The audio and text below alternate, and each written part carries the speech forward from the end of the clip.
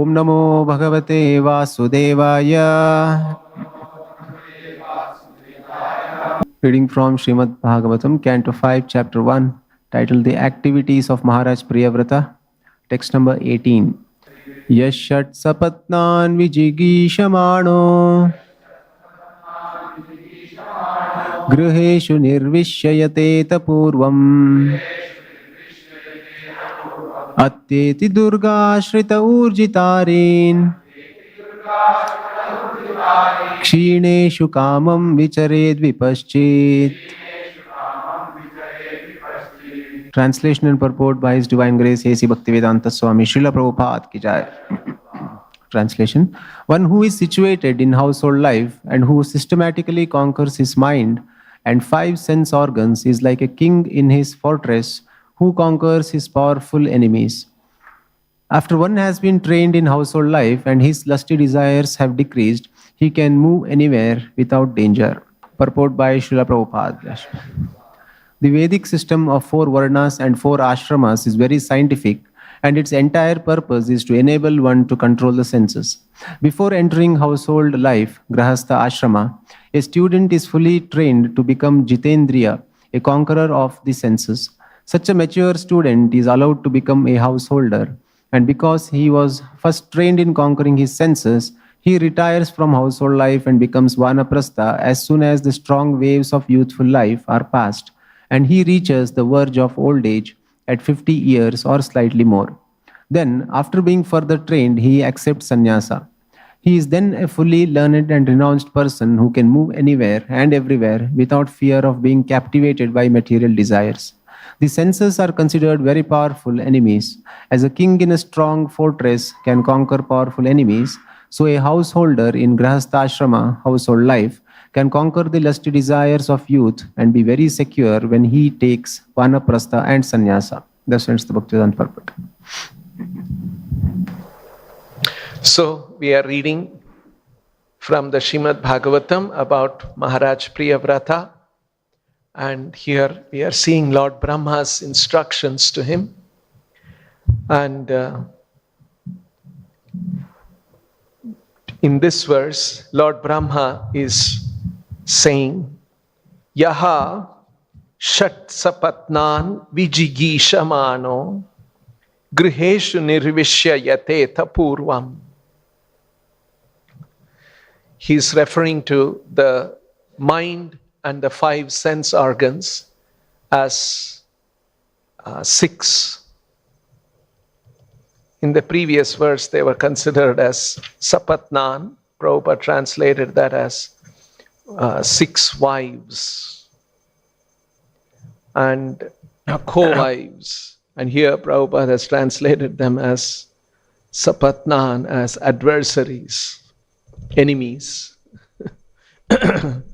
So the mind and the 6 and the 5 senses together, they are actually the enemies of the living entity when they are not controlled.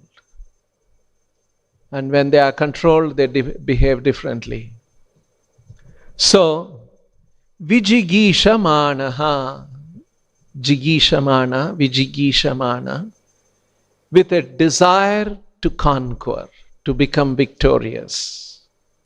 This verse, Chaitanya Mahaprabhu also in that verse that he quoted, Nishkinchanasya bhagavat bhajanon mukhasya param param jigimishor bhavasagarasya. Jigimisho bhavasagarasya jigimishoha means to cross over the bhavasagara. One who is intent on crossing over. So here in the same way, shat sapatnan vijigishamano. The purpose is to conquer the 6 enemies. With that intent, griheshu nirvishya. If one has entered the grihastha life, household life, yateta purvam, and he is continuing, yateta vijigishamanaha. He is trying to conquer.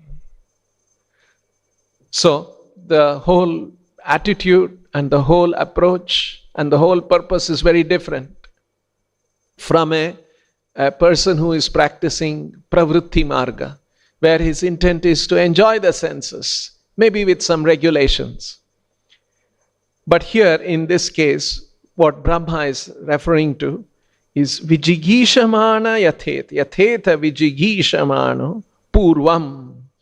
And here in the first place, that is the purpose of this. And in this way, atyeti durgashrita urjitharim. These are these sapatnan, shat sapatnan, these 6 co-wives are urjita arin. Ari means an enemy. Murari. So Ari is an enemy. And urjita Ari, these are very powerful enemies. Not easy to conquer them. And so, just like a king, atyeti, he conquers. Urjita arin, he conquers the insurmountable, very powerful enemies. Why? How does he do that? Because he is Durga Shrita. He is in a fortress. Durga means a fort. That's why we have a place nearby called Chitradurga, right? Supposed to have an old fort there. So Durga means a fort.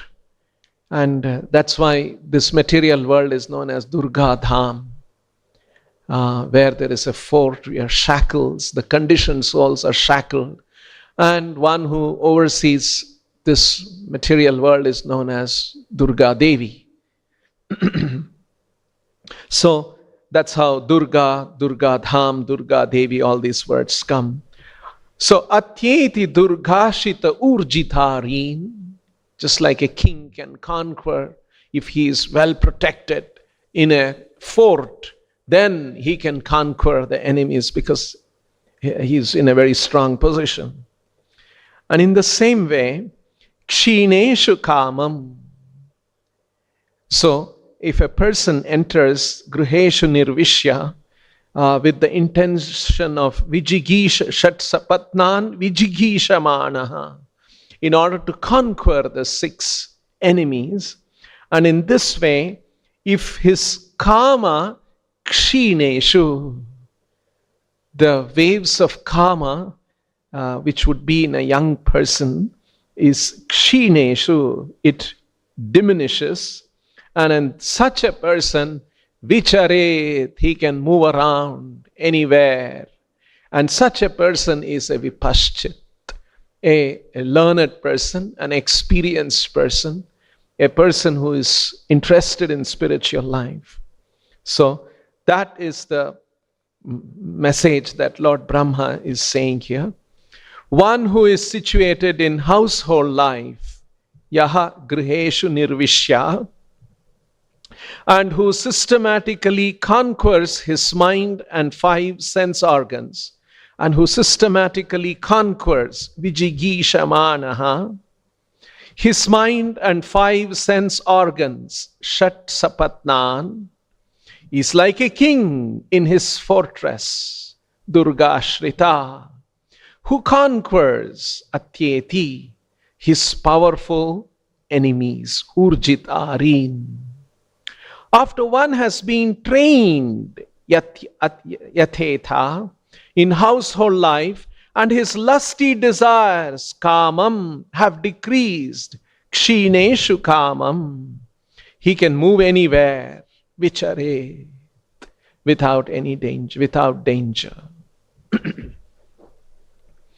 So, Lord Brahma is giving different arguments from different perspectives why Priyavrata should come to become the king.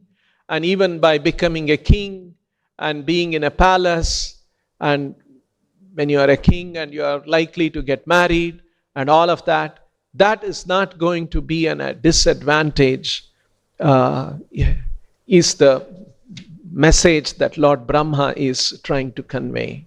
And Srila Prabhupada has written very nicely that the Vedic system of 4 varnas and 4 ashramas is very scientific. And its entire purpose, this is the whole purpose. Its entire purpose is not just how we can systematically exploit the material world and enjoy our senses. That's not the purpose. And its entire purpose is to enable one to control the senses. So that is the purpose, to control the senses. The senses are powerful and they are enemies when they are not controlled, urjitarim. And the entire purpose is vijigishamanaha. The purpose of this division, all of this is vijigishamanaha. And there were many instances of Srila during Srila Prabhupada's life.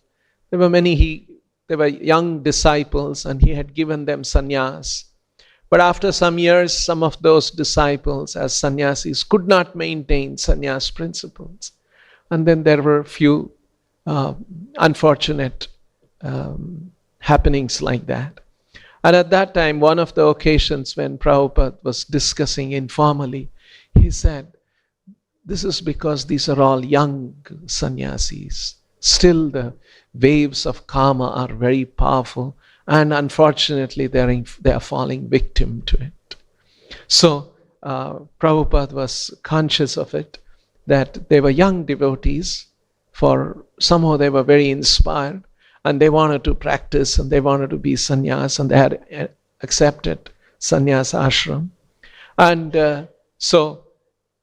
but then there were some accidents that were happening. So when one is young, this waves of karma are very strong, and the grihastha ashrama experience is expected to kshineshu kamam. But importantly, the very purpose of this whole thing must be vijigishamanaha. Now I'm going to enjoy my life, in the company of my wife and children, and I'll have nice life. That is not the attitude of a devotee. So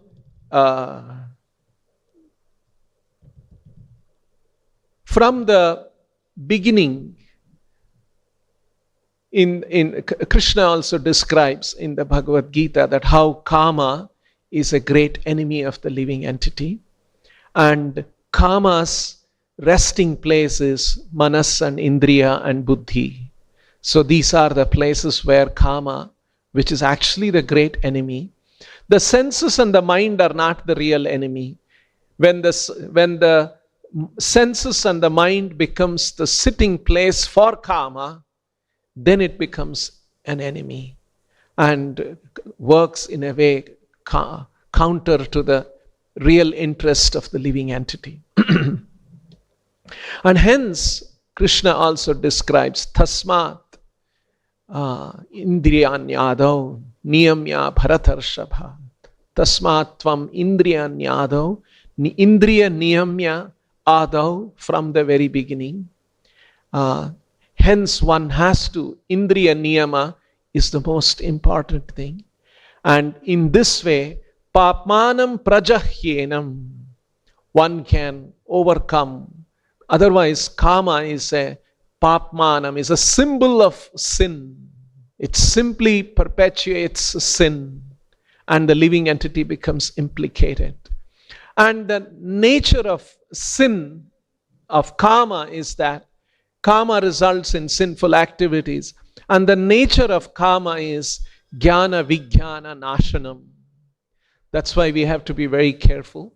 We are interested in jnana, divya jnana, and we are interested in realization of that jnana, vijnana, and karma, and an encouragement of karma is jnana vijnana nashanam.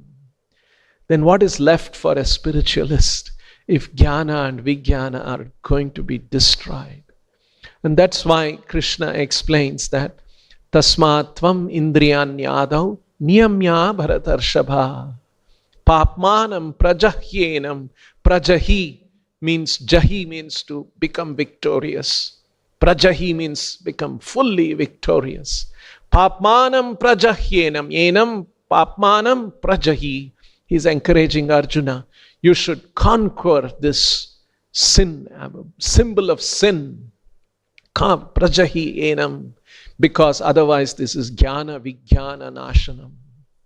So it's a very serious thing, and hence in the varnashrama, from the very beginning, there is the emphasis on controlling of the senses. Prabhupada has explained here in the purport, brahmacharya life is to become jitendriyaha. He has to conquer his senses, because if the sense control is not there, we cannot have any realization of the Supreme Lord. So that's the most important thing. There's another verse in the Chaitanya Charitamrita, a very famous verse. Once Prabhupada was on a morning walk with some devotees. And so this sannyasi disciple quoted this verse and said, Srila Prabhupada, the Shastra says, Chaitanya Charitamrita says, Sadhu Sangha Sarva Shastra Koye Lavamatra Sadhu Sangha Sarva Siddhi Hoye. He quoted that verse and asked Prabhupada, the Shastras say that even a lavamatra, even a lava is a very short moment, 1/12 or 1/8 of a minute or something, a small fraction of a minute. Lavamatra sadhu sangha. If one has association of a sadhu, even for a moment, sarva siddhi hoye, all perfection comes. How does that happen, Srila Prabhupada? How lavamatra? Just for a few moments. And so Prabhupada explained that, yes, even lavamatra sadhu sangha is enough. Provided it also depends on the receptivity of the soul. And then Prabhupada gave the example, just like wood. If the wood is dry and comes in contact with fire, immediately it blazes. On the other hand, if the wood is wet, even you come in contact with fire, it may not catch fire, it may take a long time.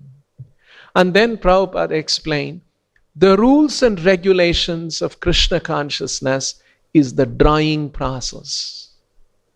It is meant to make the wood dry, or it is meant to make the consciousness ready to receive the mercy of the association of the sadhu.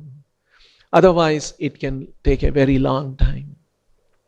So, these rules and regulations, tasmatvam indriyanyadav niyamya, indriya niyama rules are there, that is meant to prepare the consciousness so that the consciousness can now benefit, can receive the mercy of the devotee and benefit from that.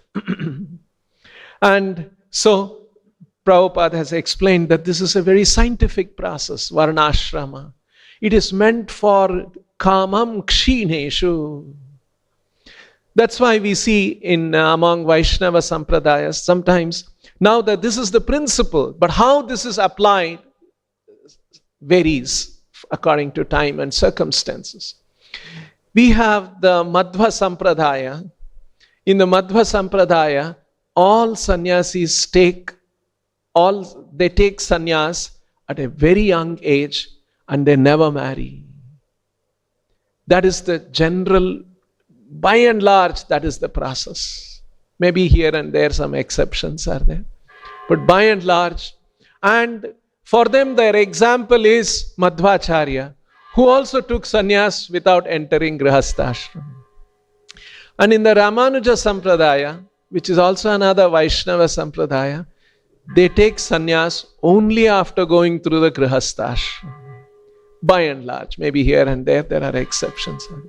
That is because they follow their example. Ramanujacharya also was a grihastha and later on became a sannyasi. So, like this, there are varieties of examples in the Vaishnava Sampradaya. And we see how when Srila Prabhupada was establishing the Krishna consciousness movement, this was one of the things that Prabhupada mentioned. My spiritual master created a matha, Gaudiya Matha, where there was only opportunities for sannyasis and brahmacharis. But I created a mandira, and where I wanted to give opportunity for women and grihasthas, all of that. So, this is how Srila Prabhupada, now we see how Prabhupada founded all of these things on the basis of the instructions given in the Srimad Bhagavatam, where even if this kind of an attitude exists, if this kind of an intent exists, and it may be suitable for some people to go through this kind of a situation. Now, in 1976, Prabhupada had invited devotees to come from all over the world to observe the Gaura Purnima festival in Mayapur. So, still the long building, which was still under construction, and some portion of it was ready, and devotees could stay. And there were more rooms along the boundary. And Prabhupada had encouraged, and devotees had worked very hard to get those facilities ready. And still it was not in the very best of condition. And many, many devotees started coming there. About one time, there were 350 devotees flew from different parts of the world. They landed in Calcutta airport, and many, many buses to bring 350 devotees. And the next day, another 90 devotees came from different parts of the world. Maybe about 600, 700 devotees from all over. You can imagine. And for all the people of Mayapur, it was like, what is this? Where are all these white men and women coming from? And all of this kind of, it was like a very shocking thing. And so Prabhupada was very hopeful that all the devotees will come, and they were very happy to have to be there, and all the devotees were also eager to be with Prabhupada. So just before these devotees were arriving, there were a few GBC meetings happening, and the GBCs had a lot of sannyasis. And at that time, there was a kind of a schism, a kind of a undercurrent going on in different parts of the world in ISKCON temples. There was a kind of a superiority feeling of the sannyasis, and they would look down at the grihasthas, and they would think that these grihasthas are becoming a burden to ISKCON. What is this? We have to maintain them and their children and all of that, and their house and their sense gratification and all of that. So actually Prabhupada had addressed that. 1975 itself, there was an issue about this, and Prabhupada had addressed that. Prabhupada wrote one letter, which is actually a very instructive letter, in 1975 of January, because already there were grihasthas in ISKCON, and Prabhupada had made how a grihastha can be in the temple. This was an important letter. Any householder devotee who is working full time with his wife as a Sankirtan book distributor or temple managerial duties, artist, cook, etc., shall be provided food, shelter, and other bare minimum necessities by the temple itself. They should not cook their own meals separate from the temple meals. If they have children, then some minimal allowance may be given according to the number of children. If they want anything extra or over and above what the temple president sees as absolute necessity, then they should work outside. The temple cannot pay for anything beyond the bare necessities. And definitely the BBT cannot pay, etc. Something is there. Our philosophy is simple living and high thinking, not sense gratification. The temple presidents and leaders, elder students, must show this by example. Temple or ashrama means for renunciation and renounced persons. If one is engaged in self-realization process, then his material necessities become almost nil. Persons who do not like this can work outside. So, very important instruction here, Prabhupada, how he had allowed a grihastha to be in the temple. He should only expect bare minimum necessities. And another word that Prabhupada has, absolute necessity, minimum necessity. So these are the, already Prabhupada had set this as a principle so that grihasthas and grihastha life should not become a burden to the organization which is meant to preach Krishna consciousness. So Prabhupada had set this, but nevertheless, this kind of a feeling among the some sannyasis had developed. Another thing that was happening was, if it was just a feeling of superiority, and because definitely sannyasis are superior to the grihasthas, if it was just like that, it was all right. But then it had taken a certain form. There was the Radha Damodar traveling Sankirtan party. It was called RDTSKP. So, which was headed by Tamal Krishna Maharaj, and a few other sannyasis were there, and a lot of brahmacharis. And they had many buses, and they would travel from one city to another city in America. And these sannyasis would go to a certain temple, and then in the temple, in the class and other places, they would explain that how sannyas life is so good, and brahmacharis should have association of sannyasis, and brahmacharis should avoid grihasthas association, because after all they are fallen, and it is not the very conducive thing. And they would hear such class, and then afterwards, at the end, after a few days, when that party is moving out of the temple, half the brahmacharis or maybe many brahmacharis would join them and go away. And the temple would become, suddenly, the temple president was mostly a grihastha, and he had a few brahmacharis, and they were doing book distribution, they were doing different things to raise money. The book distribution would fall, and the financial position of the temple would come down, and they would have all kinds of problem. And then this party would go to another temple, repeat the same thing, take away a few more brahmacharis, and their party was growing, and all the temples were suffering, and the temple presidents were very upset about the whole thing. But then the leader is a powerful GBC, sannyasi, and all of that, and they didn't know what to do. So this was the situation that was going on, trying to disturb the organization as a temple. So Prabhupada had heard about it. Now, before this itself, when the GBCs met, they all had a discussion and they passed a few resolutions. And in those resolutions, they made that, yes, grihasthas, for their finance, they cannot depend on the temple. They have to find their own means, which means all the temple presidents have to leave the temple. Grihasthas who were there had to leave. Not only temple president, others also had to leave. And those kind of resolutions they had made. And then some things against women and all of those kind of things. So these resolutions were brought before Prabhupada. And then Prabhupada heard, and then he said, he gave the example of this is becoming like niyamagraha.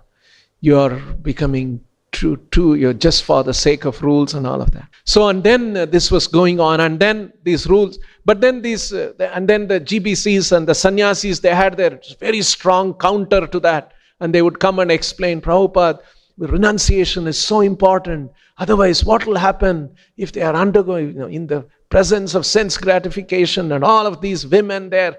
Oh, this is such a big disturbance for spiritual life. And the spirit of renunciation is lost. So Prabhupada was, yes, spirit of renunciation is very important. He would encourage like that. And this was going on. And then these one by one, these devotees had started coming there. And then the temple, and there was, festival was about to begin. And then the temple presidents came to know about the GBC resolutions. And they all were very disturbed. And they all came and met Srila Prabhupada and they explained what is going on. And Prabhupada heard them also very sympathetically. And then what happened, you will see, I'll read some portions. This was 14th of March, 1976, just a few days before Gaur Purnima. Jayatirtha Prabhu also showed up. He asked that Rameshwara Prabhupada, Jayatirtha told, okay, gradually more Prabhupada was sitting in the morning. It was on the veranda of the building, Lotus building, where Prabhupada had his quarters. And then one by one, the GBCs started gathering. Gradually, more GBC members arrived on the balcony. Panchadravida Swami brought up the Sannyasi Grihastha conflict again. Already it was going on. During morning walks, there would be conversations. And all of those kinds were, already the mood was like that. Although everyone was happy, there were devotees, kirtans, all that happening. But this schism, this kind of a temple presidents, grihasthas having one kind of a thing, and a few sannyasis having this kind of a kind was going, undercurrent was going on. So Panchadravida Swami brought up the sannyasi grihastha conflict again. Tamal Krishna Goswami, Gargamuni and Bhagavan Das eventually joined the discussion, which went on until 1:30 p.m. The topic came up again because many devotees feel that the GBC resolutions passed are too drastic. The resolution calling for all householders to earn a living outside of the temple financial structure includes temple presidents. Srila Prabhupada was told that such regulations were meant to protect ISKCON from becoming financially overburdened. So this was the argument that they had developed. Srila Prabhupada has given his approval in principle, but there is considerable discontent among the temple presidents. Most of them are married men and feel that they are simply being discriminated against by the sannyasis. They are very apprehensive about how the new resolutions will be practically applied. They also resent what they perceive to be interferences that as married men they are less useful than the brahmacharis and sannyasis and perhaps even burdensome to the preaching mission. Many GBC members, including some of the sannyasis, are now also having doubts about whether the resolutions passed are actually fair. Because there were occasions when Prabhupada made these kind of comments that this is niyamagraha. Kali Yuga means there will be faults and one should not be criticizing each other. One cannot follow the rules and regulations very strictly, whether of sannyas ashram, brahmachari ashram or grihastha ashram. We must not become niyamagraha, following strict, and lose the important spirit of spiritual development. So Prabhupada had voiced those things. So a few GBCs who had passed the resolutions had already started thinking, okay, there is something not okay with our resolution. We have to do that. And thus the debate was resumed. And Srila Prabhupada listened as various devotees expressed their views. Tamal Krishna Goswami was apparently not prepared to concede any ground on the issue, even though nearly everyone else's complaint is against him and his marked pro-sannyasi brahmachari inclination. It got too late, and Srila Prabhupada sent everyone for lunch without coming to any real conclusion. 1:30, already lunchtime. Prabhupada told them, go and have lunch. He heard all the arguments. He had not given a conclusive reply. Sent everyone without coming to any real conclusion. When everyone had gone, Tamal Krishna Maharaj remained behind for a minute with Srila Prabhupada. It appeared he wanted to gain Prabhupada's affirmation on his feeling that it is better to be strict. He told Prabhupada that as a sannyasi, he is personally uncompromising in dealings with women to the point that he doesn't speak to any woman whatsoever, even when preaching. He feels that unless the society is conscientious on this matter, there will be a loss of purity and determination to preach. Prabhupada agreed. Tamal Krishna then left and Prabhupada took his bath. When Prabhupada returned to his room, Harishauri is writing this, I asked him whether Tamal Krishna Maharaj's attitude of avoiding women in his preaching is a material consideration. Yes, it is, Prabhupada said. However, noting my critical tone of voice, he corrected me. But does that mean he is not a devotee? As he sat down at his desk, putting on his tilak, he noticed a beautiful bookmark that I had placed there. Picking it up, he asked me where it came from. Some bookmark, very nicely handcrafted made. I told him it was a gift from Krishna Rupa Dasi, an Australian brahmacharini living here in Mayapur. Prabhupada exclaimed very appreciatively, such nice service. How can it be refused? I have never stopped women from rendering service simply because they are women. See the Prabhupada's attitude. After prasadam, he went for his usual nap, but arose within 15 minutes. Prabhupada could not sleep. I answered the ring of the bell and found him sitting on his bed, looking deeply troubled. He was unable to rest because of the controversy. He had a headache. This is a very serious thing. This difference of sannyasi and grihastha. He said with a frown, everything will be spoiled. So Prabhupada was concerned that this kind of a faction, schism, and is going on. And so Hari Shauri recalled his comments that the Gaudiya Mutt fell into difficult times because Srila Bhaktisiddhanta Saraswati had ordered his disciples to form a GBC to conjointly manage, and they had simply argued and made their own plans. We made a GBC, Srila Prabhupada, Hari Shauri said, but still there is splitting. Prabhupada's reply was brusque and revealing. Personal ambition.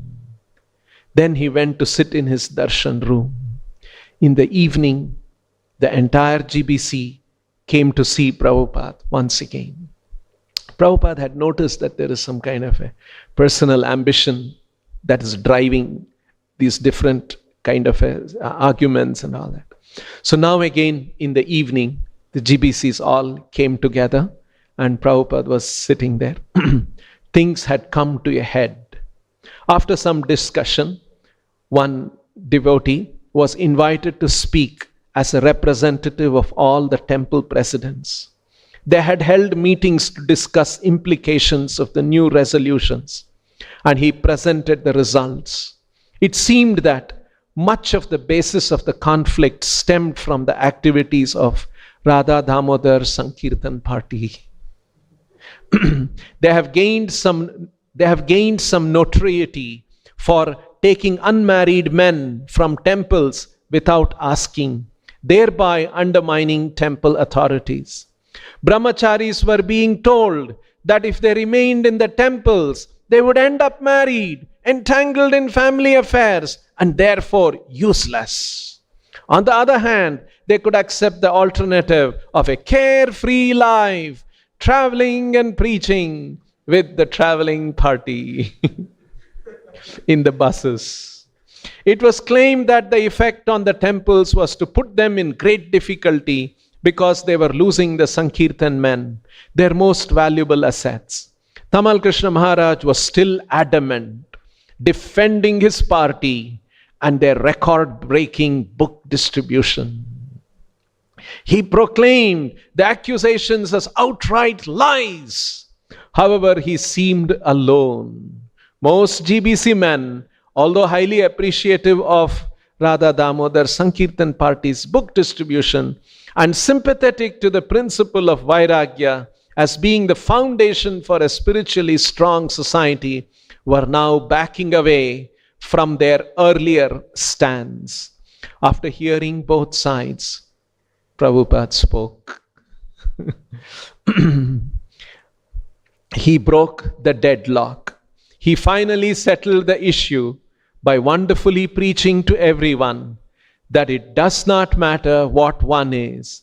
One can do anything and go anywhere for Krishna. We are not to discriminate against anyone on the basis of external dress. One is to be judged on the basis of one's advancement in Krishna consciousness. Quoting the verse, "Ei Krishna Tattva Vetta, say Guru Haya," he told them, we cannot say simply because one is Grihastha, then he must go away. Everyone is entitled to the same facility to preach, he said. Srila Bhaktivedanta was a Grihastha and his son a lifelong celibate and sannyasi. But both of them were gurus. There was no difference. He said that the tendency to form factions was not good, and he wanted it to stop immediately. He stressed there must be cooperation between the temples and the traveling parties, and that no one fixed principle applied to everyone. Living in the temple is preaching also, cleaning, cooking, and doing deity worship. A brahmachari may be allowed to go with the sannyasis, but not if he is holding a responsible service in the temple. He stated the proper etiquette for a man to join a traveling party. He should do so only with the permission of the temple president. And ideally, he said, it is better that the grihasthas manage the temples and the sannyasis go out preaching. This example was set by the 6 Goswamis, who turned over the management of their temples to their married disciples. As far as the brahmachari, he said, may do either travel and preach or remain in the temple. As Prabhupada gave his verdict, the room became increasingly packed with devotees eager to understand the solution to the conflict. Finally, Prabhupada concluded that this competitive spirit and attitude of puffed up prestige was not good. Everyone should remain as a humble servant. Thus, he made it clear that he disapproved of the resolutions and ordered the GBC to meet and strike out the controversial ones. Everyone left happy and relieved that the conflict that had grown over a period of year or so was finally resolved. Only Tamal Krishna Goswami remained in Srila Prabhupada's room, requesting his own servant Harishauri also to leave so that he could spend a few minutes alone with Srila Prabhupada. Harishauri is writing, later heard from Maharaj that he discussed with Srila Prabhupada, seeking solace and feeling defeated. He began to lament to Prabhupada that now he felt discouraged, like an enemy in the camp. He said that he didn't want to be an obstacle to the progress of Srila Prabhupada's movement. So perhaps he should not even preach in America anymore. Maybe he should go and preach where he would not be a disturbance to anyone, like China or somewhere else. So after 20 minutes of talk with Srila Prabhupada, he got up and left. Harishauri was on the balcony and he watched him make a lonely walk down the veranda and disappear in the darkness. I entered Prabhupada's room. Harishauri entered Prabhupada's room and found him clearly relieved at having resolved the matter. He smiled at me and said, of all the GBC, Tamal Krishna is the most intelligent. But the problem is Those with intelligence want to control everything. And he wants to control the whole society. He wants to be the supreme controller. So this is what had happened the previous night. And Tamal Krishna had mentioned that, yes, I should not be a disturbance, Prabhupada, your movement, and you have been developing in a certain way.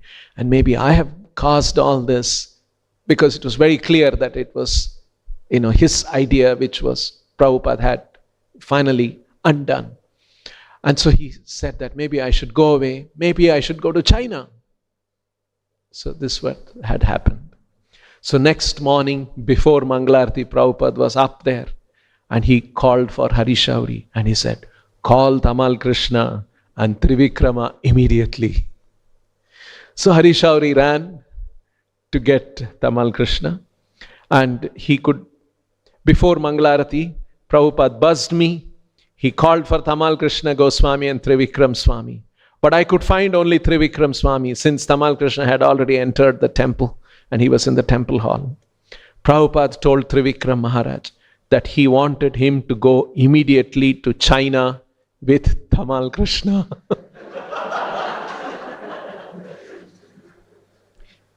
Prabhupada said he had been meditating on it all night. He had decided that we should definitely do something in the communist countries. And then he also called for Gopal Krishna, and he was brought. And then Prabhupada told Gopal Krishna, you must go to Russia as soon as possible. He said that there are opportunities there for book distribution to libraries. And as an Indian businessman, Gopal Krishna would be well received. Both Trivikram Maharaj and Gopal Krishna were excited by the prospect of opening up vast new preaching fields. They both happily agreed. Word was sent out to Tamal Krishna Maharaj, but that by the time he arrived in Srila Prabhupada's room, Prabhupada had gone to the bathroom for his morning, to freshen up before his morning walk. Tamal Krishna was visibly shocked at the idea of going to China. As we waited, he began to pace the room up and down, voicing all the reasons why he could not possibly go.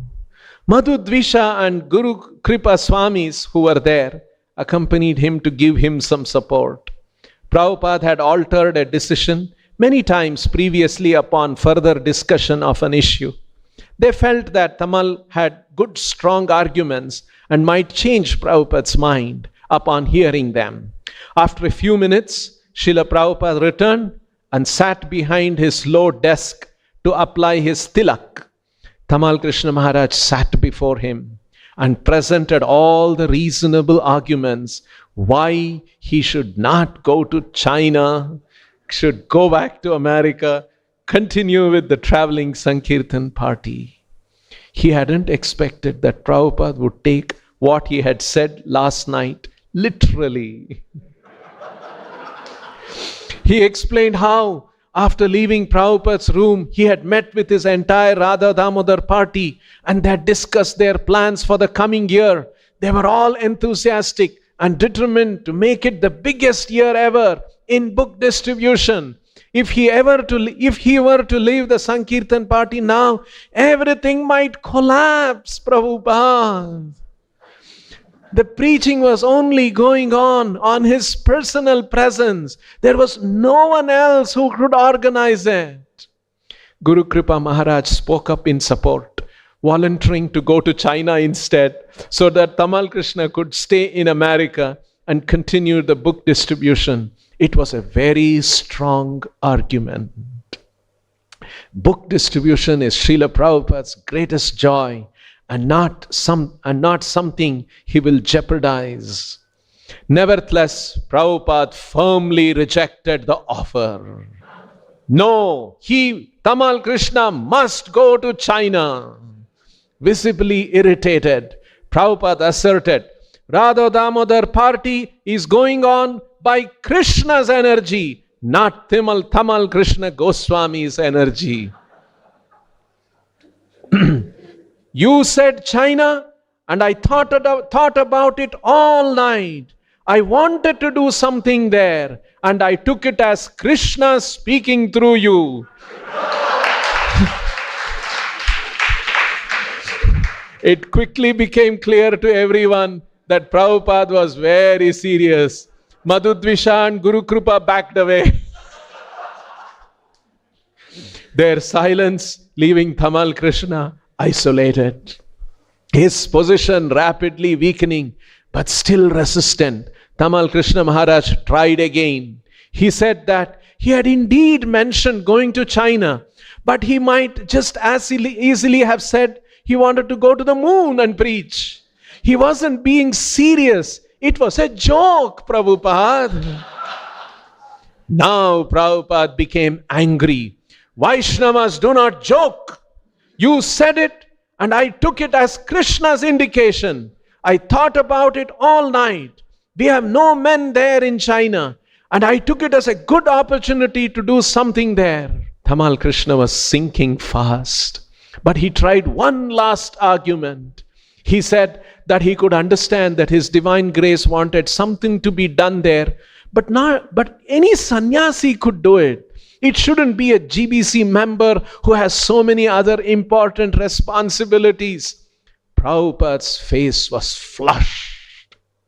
His back straightened and his upper lip twitched on the left side. His anger was barely restrained. Sometimes Prabhupada would become very angry. Very rare, but Prabhupada became angry like that now. His lips twitching. Why not GBC? All your resolutions are finished. First resolution, then revolution, then dissolution, and no solution.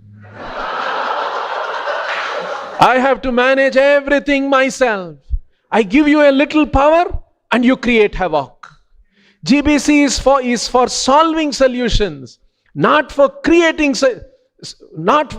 solving situations, not for creating situations.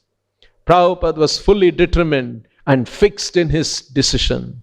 He forced his disciple to surrender, making it quite clear there was no option. I want it, but you do not want. It is my very strong desire. Now I take everything from you. You can either go to China or you simply sit here in Mayapur and chant. Tamal Krishna Maharaj bowed his head and conceded. He finally understood there was no alternative and surrendered, agreeing to do whatever his spiritual master required. Despite the prospect of foregoing everything, he had worked for several years to build up the most successful preaching party in the society. Prabhupada's desire was paramount. It was a fruitless glory if he didn't please Srila Prabhupada. Tamal Krishna asked only one concession, that Drishtadyumna Das, a brahmachari in Radha Damodar party, accompany him, not Trivikram Swami. Prabhupada now wreathed in smiles, happily agreed, obviously pleased by the submission of his leading disciple.